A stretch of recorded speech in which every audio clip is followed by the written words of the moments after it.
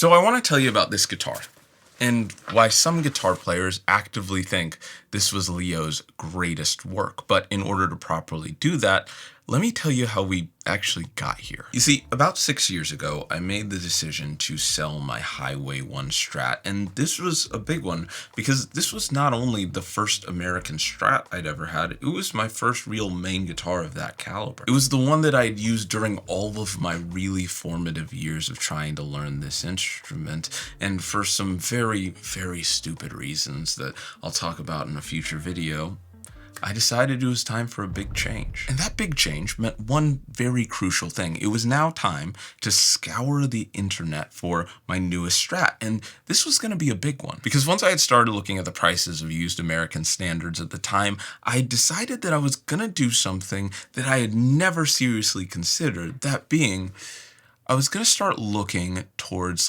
the Fender alternatives. You see, outside of the Silver Skies and the Sirs, I had never really considered what was actually going on in the Strat style lineup. So I decided, why not open the floodgates? By open, I mean wide open. I was looking everywhere, doing all of this research, and in the midst of said research, I ended up coming upon one guitar in particular. It had this headstock that was sort of pointy at the bottom, and to be completely honest, I thought it was kind of like the ugliest thing I had seen in my entire life. It was like the complete opposite of Aunt Becky. But even though I didn't necessarily like the headstock, all of the comments I was reading, all of the video reviews I was watching were saying the exact same thing.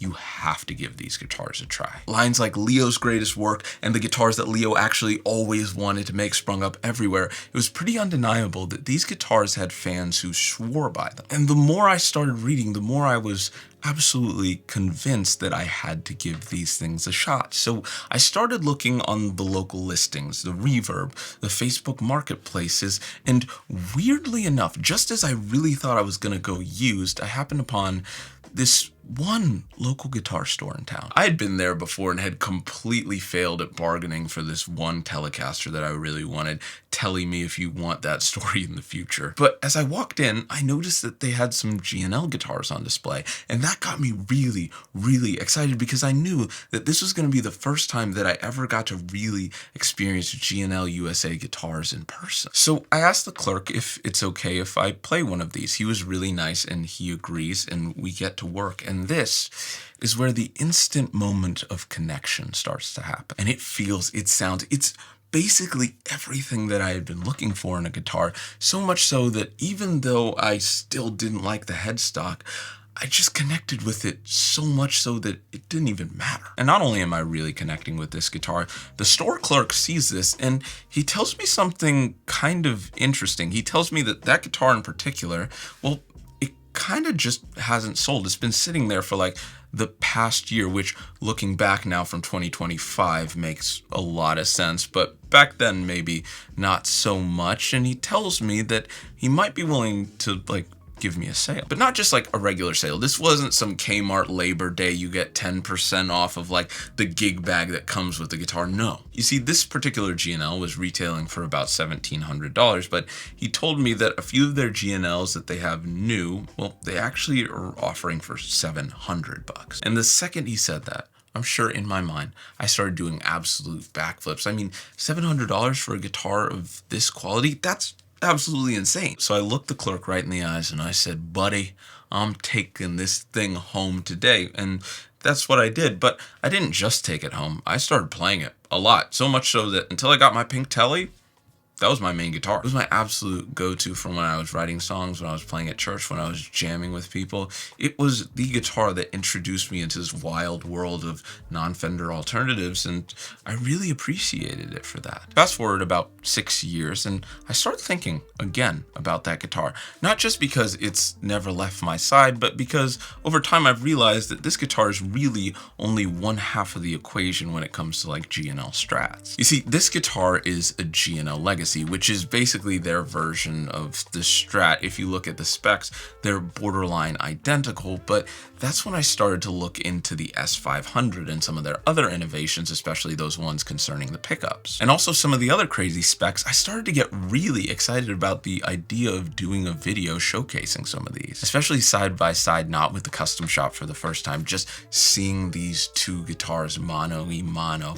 And right as I'm about to start scripting out this video, like days after this guitar hits my front door, I open up my laptop and I see this video from Rhett Scholl. And in the thumbnail, he has the G&L logo on headstock, and the title just reads, "The Quiet Death of G&L Guitars." I start watching this video, and minute by minute, my thought process begins to shift from, oh, I hope that no one thinks I'm copying Rhett by doing a G&L video, to, seriously, like, what is happening with this company? And as the days go by, I start seeing other people talk about it, like Phil McKnight and John Nathan Cordy, and I start to think to myself, is it, I don't even really know what to think. I'm hearing a lot of rumors. Things are definitely happening in the forum. So I decided that even though they might not exist in their current form anymore and the future is unclear, it might be cool to tell you why I think for years a lot of guitar players really swore by these ones. And it really all came down to three very specific reasons that, once again, all started with this guy right here. So this is the G&L S500. It's a phenomenal guitar, and even more so than the Legacy, I think it's a lot of the reason in terms of innovation of why a lot of people swear by these as like the premier alternative to the Fender. Like we were saying before, if you're choosing between something like the Legacy from G&L and the American Pro Series, if you put them back to back by specs, pretty much what you would find you were choosing between in a lot of ways was whether or not you like the headstock and what you think the resale value will be if you're trying to sell that later. But once you get to S500, that's when the bigger differences really start to shine. Which brings us to our first reason, the idea that the S500s in particular, they're very different from your normal Strats, and it really all starts with the pickup. So I think it's time we plug this thing in and I show you what I mean, and it might surprise you like it did me, because it's more than just the sound of these guys.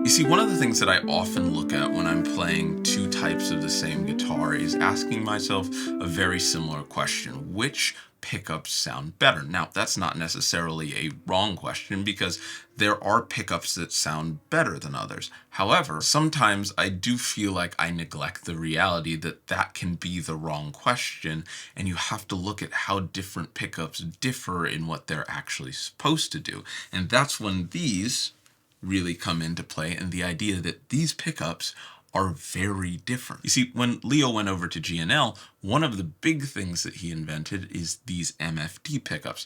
Now, MFD stands for Magnetic Field Design. Now, I first took real notice of these pickups in the ASAT Classic Blues Boy, even though I had been playing the S500 for a number of years. What I learned was that the MFD pickups are ceramic-based pickups as opposed to the normal Nico pickups that you usually find in Strats. And according to G&L, these pickups yield about twice the output per whine while keeping the noise in terms of hum really low and making them higher output. Also having adjustable pole pieces and potentially a wider frequency range than your normal Strat.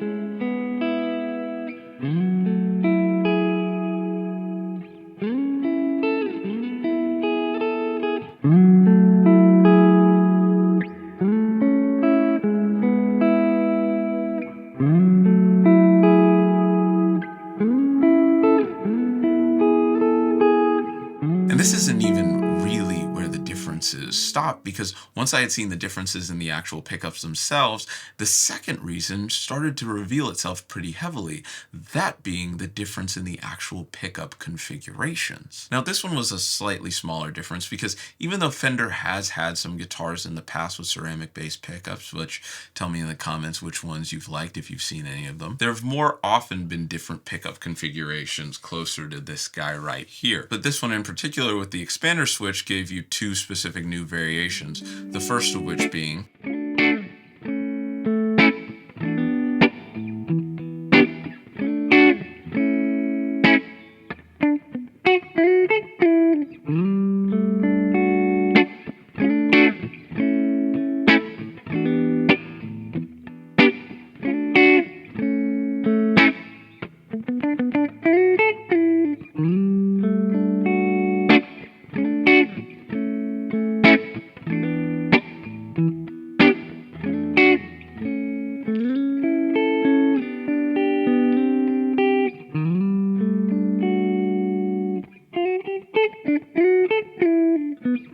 the second of which being all three pickups together.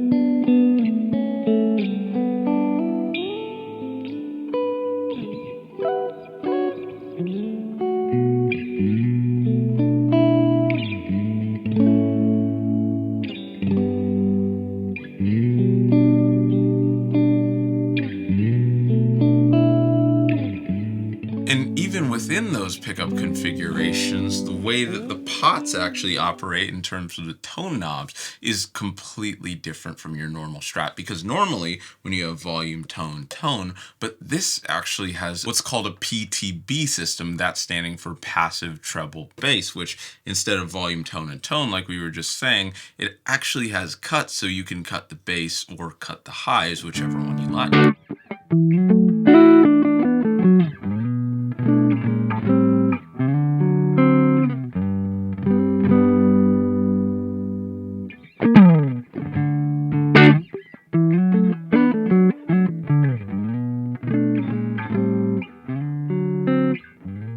Now, neither the ceramic pickups nor the pickup configurations are something that Fender or even a non-Fender company has never done before, but once you combine that with the other aspects like the PTV system, like this dual fulcrum bridge, you start to get a pretty unique Strat, Leo's specific vision, and you get to really see why people raved about something like this. But once again, that's still not the full story, because we still have to address the third and potentially, arguably, the most important element of all of this, that being the name on the headstock. Now, this is where things get really interesting, because usually when people are referring to the name on the headstock, they're talking about the bigger company, why someone would rather buy a Gibson over a Heritage because of that iconic Gibson logo and because of things like resale value. But I want to present an alternative to this. You see, I think a lot of people really like guitars like G&L for the exact opposite reason. The fact that you don't see Fender on the headstock, the fact that you feel like you're in on that secret coffee shop that no one knows about yet, or that smaller coffee shop that only the really cool people who are on the in know about. And that's where a lot of these idioms and these big sayings like, these are the guitars that Leo really wanted to make, and for players buying this, they feel like they're on the in that way. Now, to once again address the massively large elephant in the room, I don't really know what's going on with these guitars. I don't know what company is buying who. I don't know what's going to happen in the future, but here's what I can tell you. These are some really fantastic guitars. I can see exactly why a lot of people swore by them. I mean, like I was saying before, I used these guitars as my main guitar for years, but that doesn't change what is happening currently right now. I've heard things that made me really sad. I've heard things that potentially give me hope. And I think I have a couple of guesses what might happen in the future, but I don't think it matters what I think. What matters is what you think. So please let me know. Have you played a G&L? Which one did you play? How do you think they compare to the Fenders? And overall, what do you think is going to happen with the future of this company? Let me know in the comments. Anyways, thank you so much for watching this video. I didn't expect to talk about all of these with the companies and with the future of the brand, but I guess things sometimes just happen that you don't expect in life. But if you want to know anything more about the S500, I got it from the homies at Sweetwater. The links will be in the description. Make sure to check it out. It's one of the best ways to support the channel if that's something you want to do, or if you're just curious about any of the other gear that we used in this video. Make sure to check out those links. Also, thank you so much to all of my patrons. There's some extra exclusive content on there if you want to join the community. Like and subscribe if you had a good time, and most important of all, have a fantastic night.